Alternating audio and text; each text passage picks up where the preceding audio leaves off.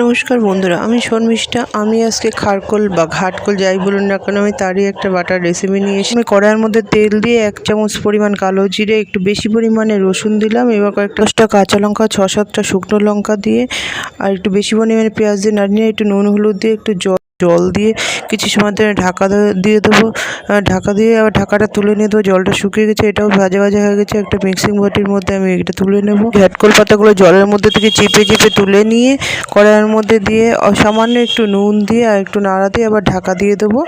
ঢাকাটা তোলার পরে দেখি পাতার জলগুলো সম্পূর্ণ শুকিয়ে গিয়েছে। এবার এই পাতাগুলোকে আমি ওই মিক্সিং বলে যে পেঁয়াজ রসুন রেখেছিলাম তার মধ্যেই দিয়ে একসাথে আমি মিক্সিতে দিয়ে পেস্ট করে নেব। পেস্ট করে নেওয়ার পরে আমি কড়াইয়ের মধ্যে আবার একটু তেল দিয়ে পেস্টটা কড়াইয়ের মধ্যে দিয়ে একদম নাড়িয়ে নিয়ে শুকনো করে নিতে হবে। দেখুন শুকনো হয়ে গিয়েছে, আমার এই খারকোল বাটা তৈরি হয়ে গেছে। তো এবার একবার খেয়ে দেখবেন, অনেকটা ভাত মেখে খাওয়া যায়। নমস্কার বন্ধুরা।